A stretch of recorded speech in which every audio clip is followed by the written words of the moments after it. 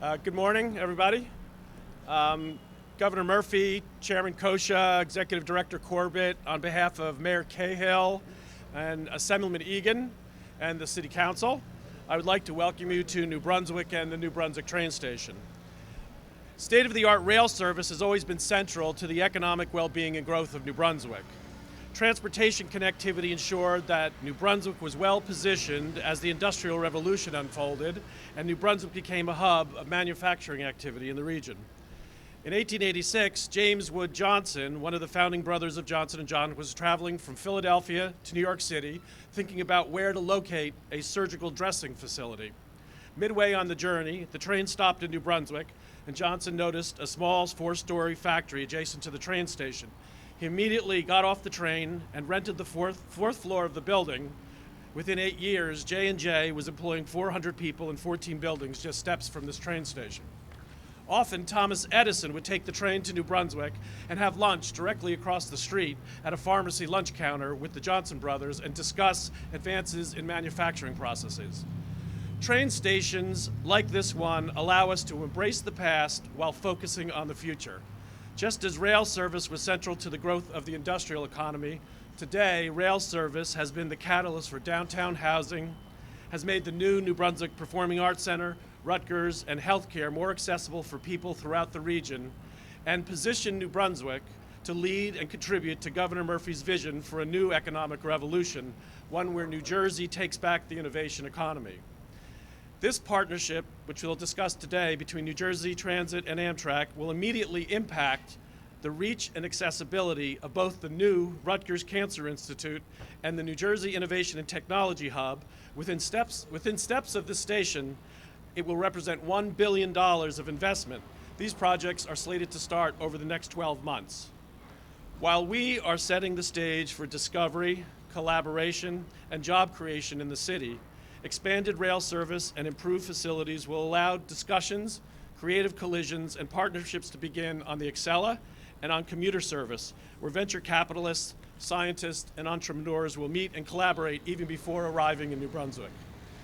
Governor Murphy, Chairman Coscia, and Executive Director Corbett, we're ready. We've been waiting. We have 90% drawings for the bridge that will connect the hub and the station. We've been waiting patiently through 3 administrations, and Governor Murphy, we know third time is a charm. We know that the innovative partnerships that you have forged between New Jersey Transit and Amtrak will pay dividends up and down the corridor and serve as a catalyst for the innovation economy supporting your call for a stronger and fairer New Jersey. It's my honor to introduce Governor Murphy. Thank you, Chris. Well done, buddy. Thank you, Chris. I just asked Tony, is the weather always this good in New Brunswick? What a treat to be here. Thank you, Chris Palladino, for that introduction and for your work, and through you to the entire DevCo team for all you've done over the years to truly revitalize the hub city and all that you will continue to do. It's also an honor to be here alongside Amtrak Chairman of the Board and dear friend Tony Coscia.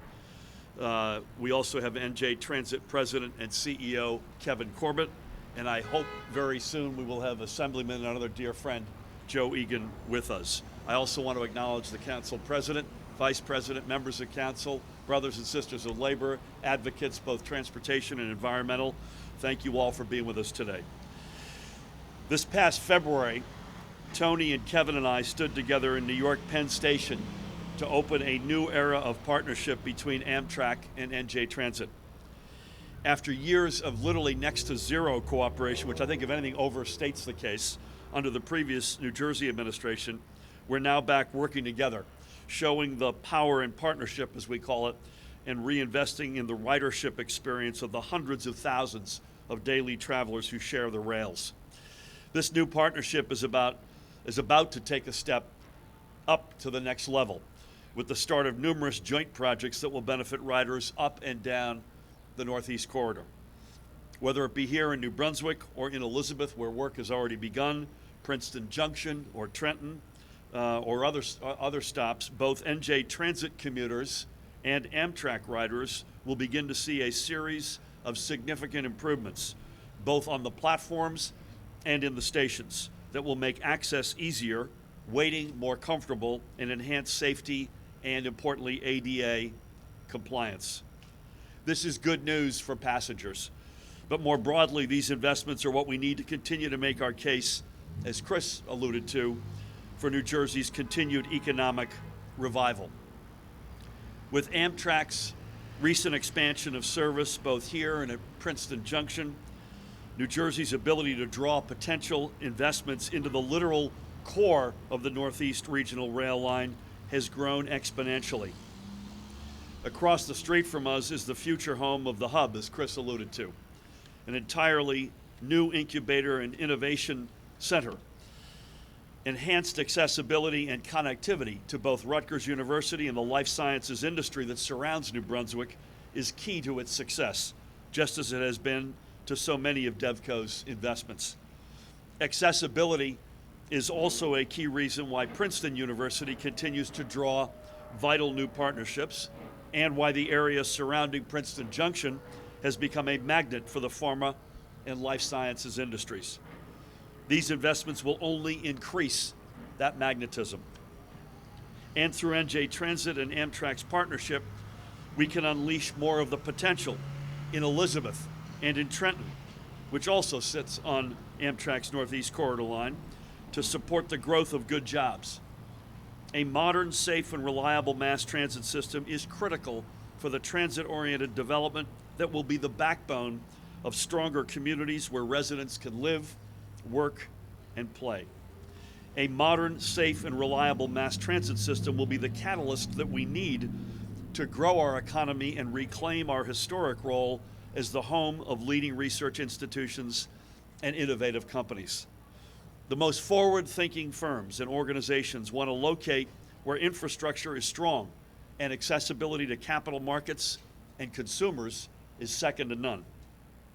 What it comes down to is this: the increased collaboration between Amtrak and NJ Transit and the restarting of what had once been a strong working relationship is a win-win-win for our commuters, our communities, and our economic future. The investments we are making up and down the Northeast Corridor and across NJ Transit that Chris and DevCo continue to make in New Brunswick, and that our administration is making alongside our legislative partners to set our state up for dominance in the innovation economy, all of that is sending a clear message that New Jersey is ready to embrace the future. This is what the stronger part of the stronger and fairer New Jersey looks and feels like. It's based on a transportation system that can lift our state on its shoulders and ensures that everyone can hop on. It is now my pleasure to introduce, as I said, a good friend, someone who has dedicated his public career to stronger infrastructure, the chairman of the board of Amtrak, Tony Coscia.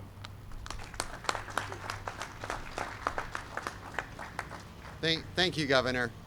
Let me start by commending Chris Palladino, Mayor Cahill, and everything that they've done here in New Brunswick. I mean, it is in fact a beautiful day in New Brunswick, and everything you see around you is the fact that transit-oriented development here by Chris and by the mayor are taken very, very seriously, and you can see the results of it as you look around and see all the growth and development and jobs and opportunities that have come from connecting transportation to development. And I think a great deal of credit goes to both Chris Palladino and the mayor for doing that.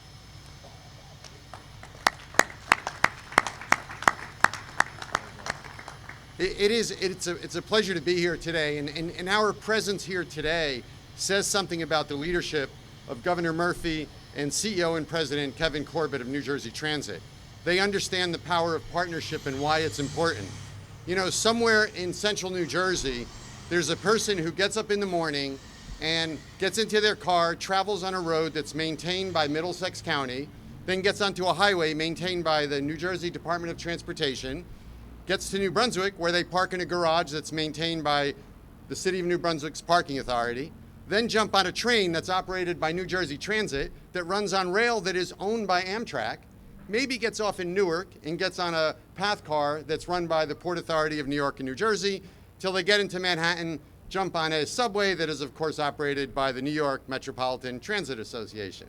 Now, do you think that that commuter really cares who's running the program and who's running which piece of it? They just want to get from point A to point B. They want to do it safely, and they want to do it on time. It is not helpful for that individual I mentioned from Central New Jersey to walk into their office an hour late and say to their boss, I know I'm an hour late, I know I've completely screwed up today, but don't worry about it. It wasn't New Jersey Transit's fault, it was Amtrak's fault. I don't think that matters to anybody. And I think that the governor demonstrates by his leadership, and certainly the relationship that's been forged by New Jersey Transit and Amtrak, that what we really do is have to serve our customer. That getting that customer from one point to another is really what our mission is about. In February, when the governor announced that we would be operating through a series of initiatives between the two of us, this is the beginning of that process in a very material way. We are together making improvements to the train station here in New Brunswick, in Princeton Junction, in Elizabeth, and at the Trenton Transportation Center. All things that will make and improve the quality and the experience that our customers have. Similarly, just a few months ago, Amtrak announced increased service in and out of New Brunswick and Princeton Junction because we recognize the demand that's out there and the need for our passengers to have greater ability to access the entire Northeast Corridor and create a better mobility option for them as they move throughout the region. We think that these are all installments in what will ultimately be a long-term, deep program in order to make things better in the region. Certainly another area where we have been cooperating is on trying to move the Gateway program forward. Amtrak is a major partner with New Jersey Transit in trying to advance that program. We've committed $345 million to the Portal Bridge initiative, and the early elements of that have been done in a partnership between New Jersey Transit and Amtrak and completed on time and on budget.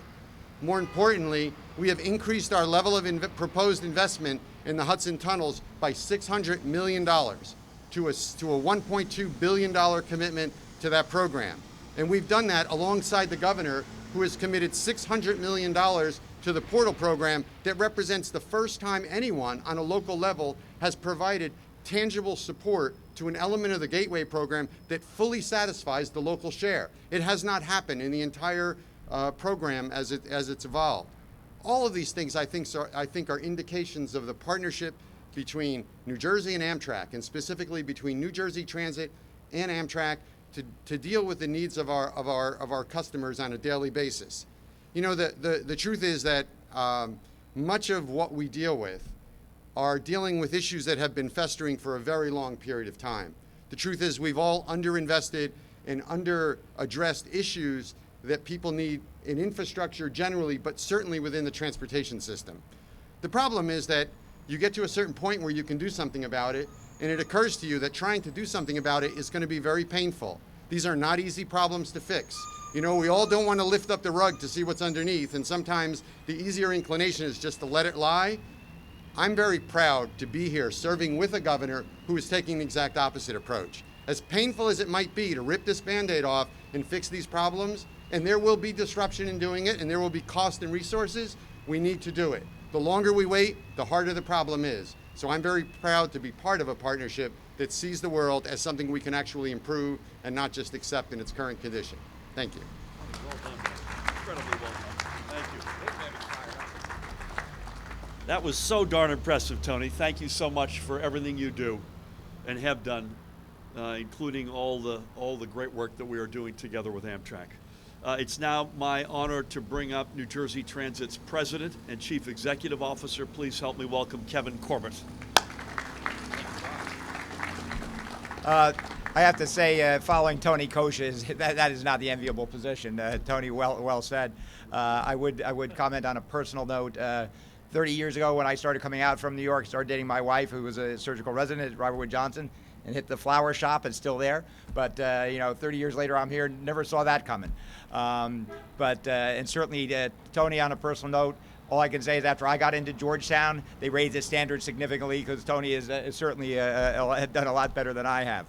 But I think what Tony touched on is some of the major accomplishments. You know, people will say, why now? For years, there are a number of the projects that we have going on in the Northeast Corridor were languished. They were actually funded significantly by the federal government, and they have not moved ahead. And the agreement that we made with Amtrak is not just a piece of paper. It is functionally over the last this last year has taken incredible resources that we've put in to make a lot of the projects we have that have been long stalled really moving ahead.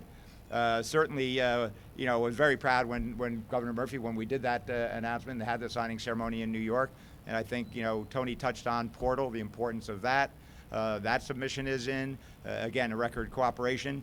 But, in Gateway certainly. But I think on a lot of things with the commuter analogy that Tony touched on, what does it mean to them? There are a lot of things like here, for example, what we're doing together, putting the elevated walkway that'll be across going there. That'll allow then for Chris and Devco to be able to have the bridge going across to connect there, making it safer, more convenient, and modern transportation system that helps induce ridership. Transit-oriented development isn't just about residents, it's also about workers, getting workers to and from, and certainly the hospital as well. So that's a significant improvement there. I think if you look at what that means, also we have touched on the ADA accessibility, putting new elevators, escalators, renovating the whole building here. That's a very significant project. All those things require Amtrak's cooperation, and we were not able to move these projects forward, even though they were funded, because we could not work and invest together in the corridor. I think another one, things that we take for granted, positive train control, which has been, quite a lot of attention. It's more behind the scenes now. That takes incredible interoperability between us. We have a train, say, that comes up our trains here where they come out. They're operating on Amtrak's track, but we also have trains, say, Raritan Valley Line. Starts on our track, goes on to Conrail track, then comes into Amtrak's track. To Tony's point, our customers really don't care. They want to make sure that they have a safe ride. But the positive train control, that interoperability, takes a lot of cooperation, a lot of work by all our staffs. So that's very, very much appreciated. Obviously, just further up the track, Elizabeth Station, some of you may have noticed, we are now under construction there. That was a long-stalled station project, $72 million project. That's now under construction. Again, that wouldn't have happened without the cooperation from Amtrak. We're doing work, more minor work at Trenton, Rahway, a number of other stations along the way that we have planned. That all requires cooperation from Amtrak as the owner of the railway. The other projects that we'll be looking at is County Yard, just further down. The Delco lead, that was, you may recall, when we had the flooding in Hurricane Sandy. That's a long stall project. It's funded with resiliency money from the feds, from Sandy money, and that has been languished. We've now come to agreement with Amtrak, and we'll be moving forward with that, which allows us to have a functional yard where you can put equipment during major storms or events and can get it right back out after the storms pass. And then, obviously, it's in a high, safe area. Again, that all comes as an extension of really good cooperation and working with Amtrak collaboratively to invest in the Northeast Corridor for the benefit of all our riders, rather than fighting and not investing and seeing what happens. We all know what happens when that happens. The other side is to see what we can do when we actually put together all our resources and really improve the Northeast Corridor for both our riders and Amtrak's, and of course for the benefit of the economy of New Brunswick and the state. So, Governor, I think that that's not too bad for a day. Amen. Thanks, Kevin. Thank you. A couple of things. Our very good friend Joe Egan is not going to be able to join us today, but I want to give him a shout out in absentia, both as an assemblyman. He's up for election in 3 weeks, so we got to give him some slack in that respect. And secondly, as a great voice on behalf of organized labor. Secondly, Jim Cahill was mentioned. I want to give Jim a shout out. He's obviously well represented here today by council, but Jim has been mayor of this community for a long, long time and is one of the very, very best. And Kevin and Tony, correct me if I'm wrong here, and Chris, the good news, the other piece of good news here is, plus or minus on all these projects, the federal government is picking up about 90% of the tab. And meaning that's a pretty darn good ratio any day, any project you're involved with. About 90% of these are going to be picked up on the federal side, 10%, I think largely, Kevin, funded through the Transportation Trust Fund on the New Jersey side. That's a ratio that would take all day long. So for so many reasons, these projects, some of which will take multiple years. This is not going to be done overnight here in New Brunswick. It'll be a multi-year project. My guess is Elizabeth is a couple of years. The others are probably, Princeton Junction, by example, is probably within the year. So folks, have patience. We will get there. We won't get there overnight, but we'll get there. And folks can see that there's a journey that we're on. We know where we're headed. It's a good place that we're headed. and we're doing it as a team, and that's the best way to get there, and fastest way and strongest way.